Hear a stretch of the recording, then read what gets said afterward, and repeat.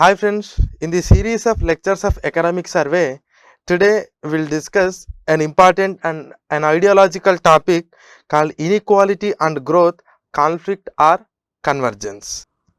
Inequality and growth. See, the moment when we looking into the concept of inequality and growth, generally we think like, okay, growing the economy of a country leads to inequalities, and if there is a poverty, that is the meaning of inequality. And if we see the India's economic growth, especially after 1991 economic reforms, as the growth is increasing, inequalities are widening, and also people are entering into some sort of poverty.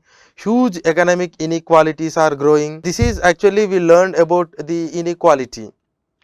But does really inequality is such a bad idea? And how can we reduce this inequality? What is the relation between poverty and inequality? How the growth will affect on inequality and poverty? These are the things that we are going to discuss in this lecture. Generally, the growth and poverty and the growth and inequalities contextualized in terms of developed economies, because in developed economies the growth is low and also poverty is low. So with these conditions, what we think is, if growth increases, there might be an increase in poverty, and that leads to economic inequalities. And after 2008 economic crisis especially, people started thinking like the growing inequalities are not something natural, but it is the manifestation of capitalism. As a result of capitalism, this inequality started growing. So the problem is lies with the capitalism. That is what they used to say. Maybe to some extent it is correct, but when you looking into the Indian aspect, the results are something different. Why? The growth and inequality and poverty may be in directly proportion, but in case of India it is not the same thing. In India, as the growth as well as the inequality is converging. So how you can say like growth and inequality is converging? How can you establish that relation? So before establishing that relation, we must understand some basic concept of the relation between growth, economic inequality and poverty. There are various models through which you can eliminate the poverty from the country, or you can alleviate the poverty, or you can lift out the people from the poverty. There are many discussions are there, and here the one most important thing or the predominant idea is increase in growth leads to a reduction in poverty. How can you say like increase in growth leads to reduction of poverty? Because it is the history, and also there is a theoretical basis to explain this. Growth increases means the level of production in the country increases. The level of production in both goods and services will create lot of opportunities for the people, and maybe it is not direct opportunity, but through the ancillary units they may get some sort of employment. So the first one is through the employment opportunities. When you are growing means you are producing more, and definitely you need some sort of manpower to produce that, and people will get opportunity to work here, and thereby increases their incomes, and finally they will be moved out of poverty. And take the case of second, when the growth is increases, the tax collection to the government increases. Tax collection to the government increases. Now the government is in a better position to spend so much amount of money on social welfare or unemployment related benefits, or to provide some sort of employment through the governmental schemes. Then government can provide an enough amount of revenue or income to the people, so that the people utilizes those schemes and they will be moved out of poverty. That means your increase in growth has its own relation with the poverty. As the growth increases, poverty reduces. That is the reason why some of the leading economists from India suggest, like, if you want to eliminate the poverty, you need to grow at the higher level, and that growth itself will create some opportunities to the people, and so that the poverty can be alleviated. Now the immediate question, now okay, poverty is reducing, and that is what the experience since 1991, except in some condition, but since 1991 poverty is reducing, but the inequalities are increasing. So how can you really reduce these inequalities? And before we getting into whether these inequalities are reduced or not, but does there any relevance with this inequality in a society? Can a society is affordable to have this inequalities? How you need to understand this concept of inequality? Generally we think like, the moment if I say inequality, then we think like, okay, it is a huge difference.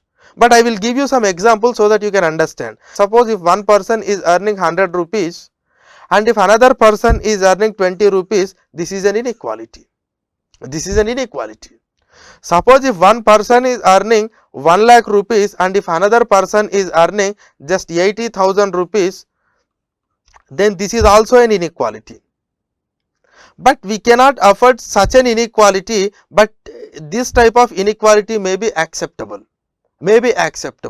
and there is no society which will have perfect equality, even in the ancient times. But you need to understand, inequality is a necessary thing. Why it is a necessary thing?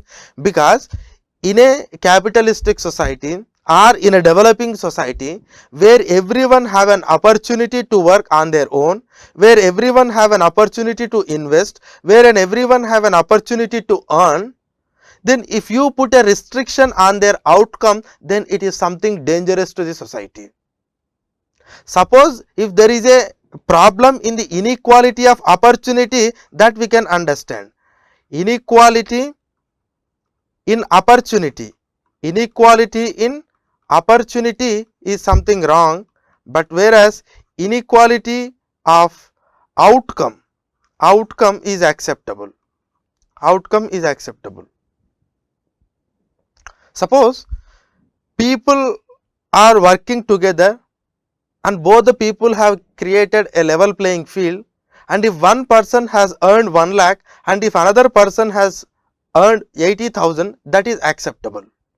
But if you don't provide an equal opportunity to the people, that is something dangerous.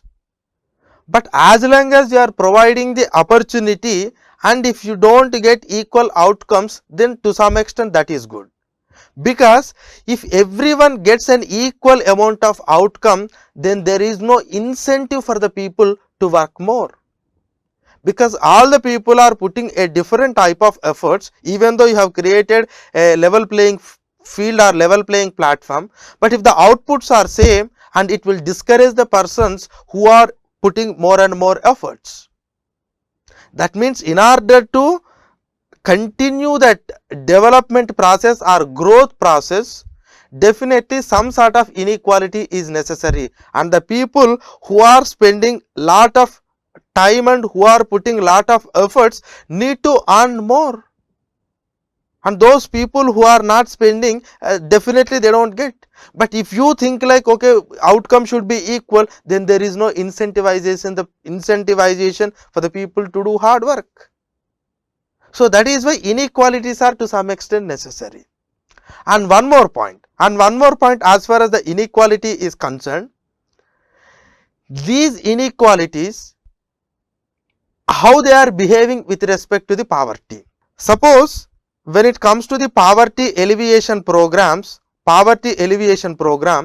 government is creating lot of opportunities, maybe something like this MG Narega, or maybe some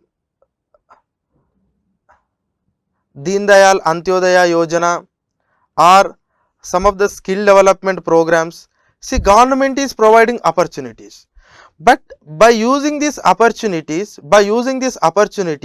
if you grow more, compared to the other person, that is not something wrong. But these programs are helping for the people to raise their income level,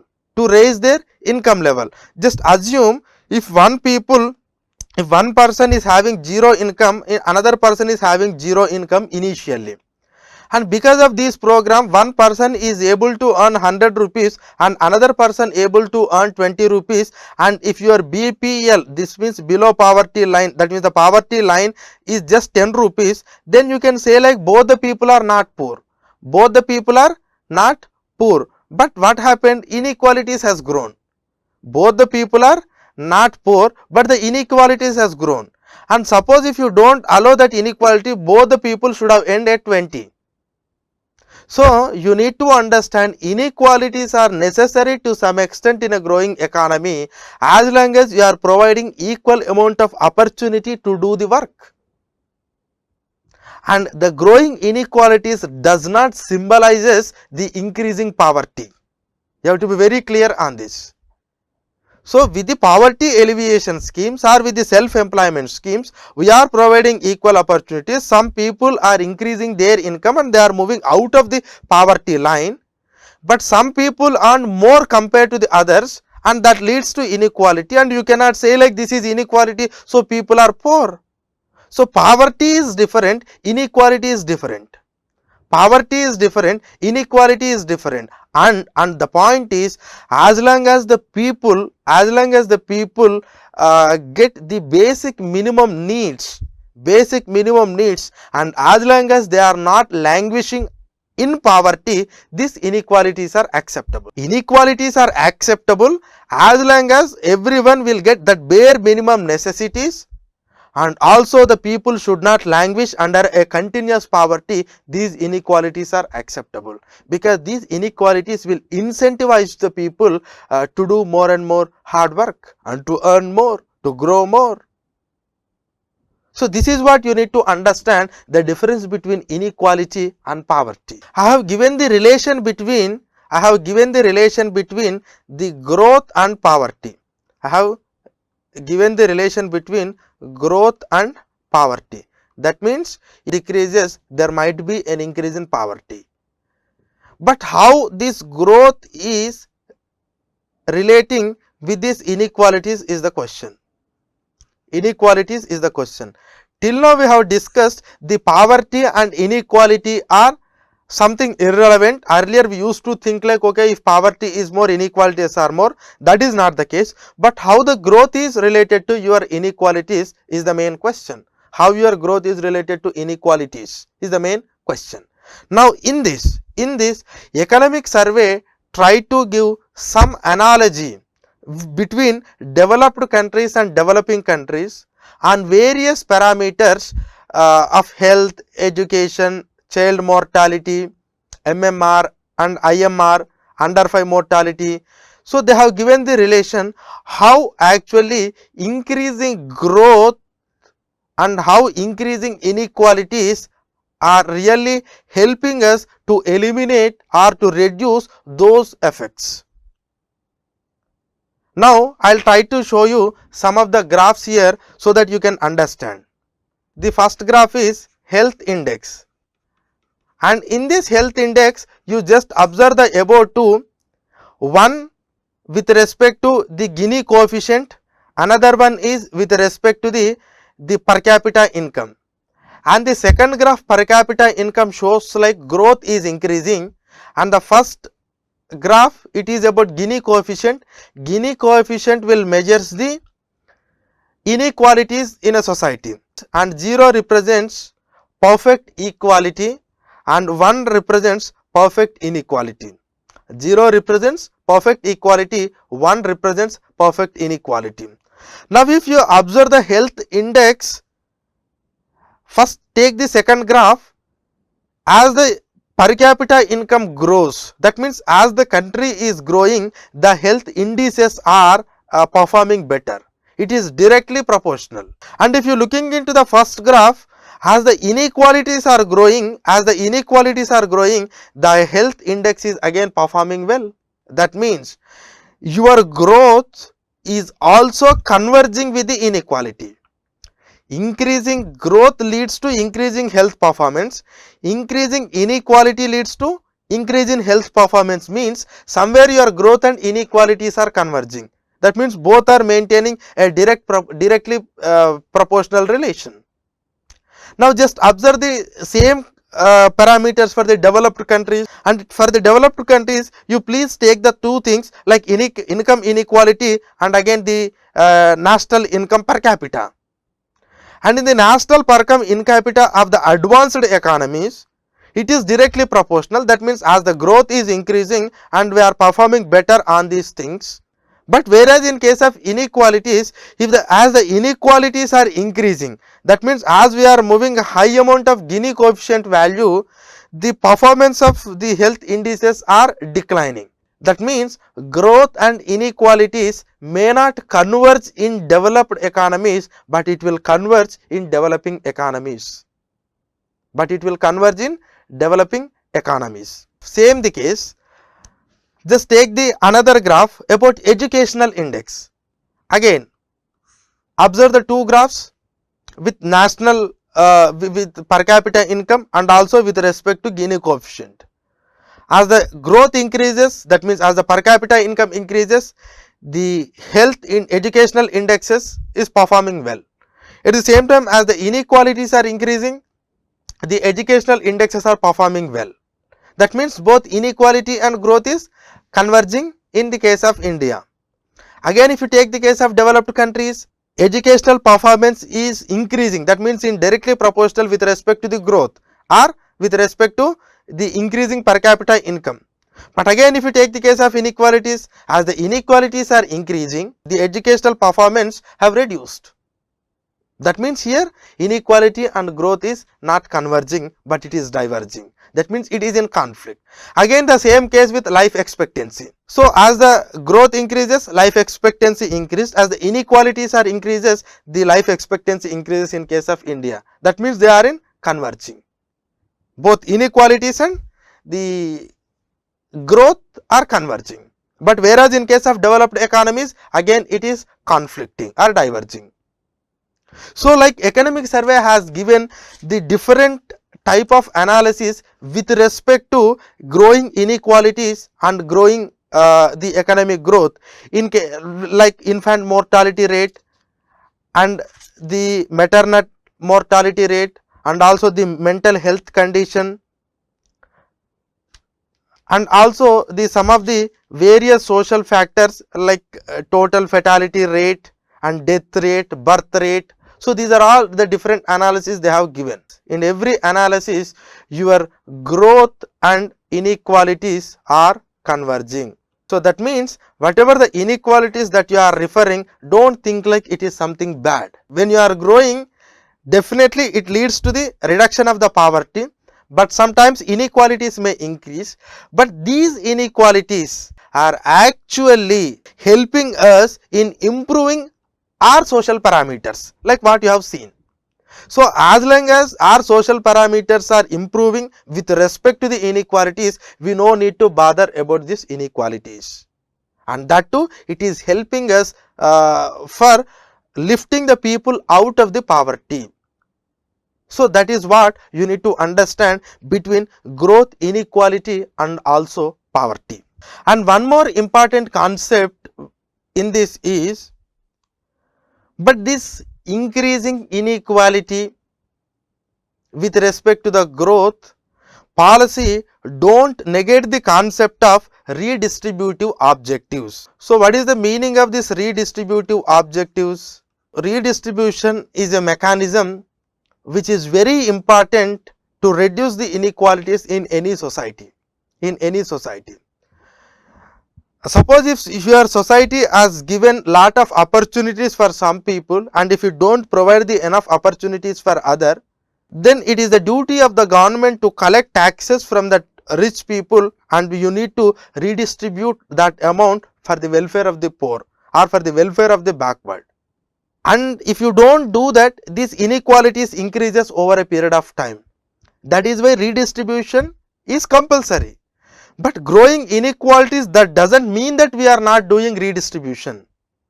And moreover, the important point you need to understand is, if at all you want to redistribute, you need to earn more.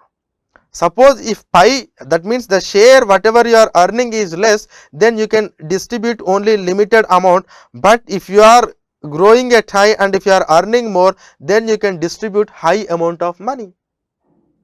That means redistribution is only possible in a developing economy.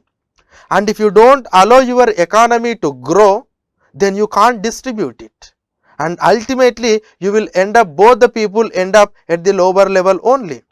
So, if at all you want to redistribute, you need to grow, and when you are growing, inequalities may increase, but as long as those inequalities are in perfect match with our social conditions and also our poverty statistics, then that can be acceptable, because this growing tendency will help us to redistribute more and more, and in the entire process we can eliminate this poverty. And the government philosophy is, the elimination of poverty can only be possible with the growth but not redistribution alone. When we are growing, when we are spending money for the growth, this growth will itself create lot of opportunities in the economy, and that itself helps the poor people to utilize that capacities, and they work and they will get some sort of income and they will move out of the poverty line. And if anyone is not utilized, if anyone don't utilize those opportunities, or if that opportunities are not in their reach, then government will collect some money from this growth, because governmental taxes will automatically grow with respect to the growth of the economy, and they will redistribute those things for the lifting the people out of the poverty, or for improving the social conditions of the different sections of society. That means you need to understand, the growth is helping us to reduce the poverty, and it is also leading to redistributive justice. And if you just want to redistribution without growth, it is very difficult for any country, that too a developing economy. That is the reason why in a developing country, if you want to grow, probably there might be some sort of inequalities, but that inequalities with respect to growth, they are converging, not diverging, and that have proved on the front of the different socio-economic indicators. So that inequality is acceptable. So this is how you need to understand, and this is a very interesting topic that was discussed in the economic survey. And generally we think like poverty and inequalities are same. If poverty is increasing, and we think like inequality increases, but you need to understand some sort of difference between increasing inequality and poverty. So the every growth opportunity will helps you to reduce the poverty, and it creates lot of opportunities. During that process, there might be some sort of inequalities, but the growing inequality in Indian context has shown good for the progress of the country, and that too everyone is getting opportunities. Okay, so this is the thing, and this is a very interesting concept. You may get this concept in questions in mains. Definitely the same title you may get, growth and inequality, whether they are converging or diverging in your point of view, explain. So now you need to give this entire analysis and try to use. This is a very good thing, and they have explained in a better manner, and that is what the difference between the developed world and also developing world. So the answer to this question, whether growth and inequalities, are they converging and are they diverging? No, it is converging in Indian context. Okay, thank you.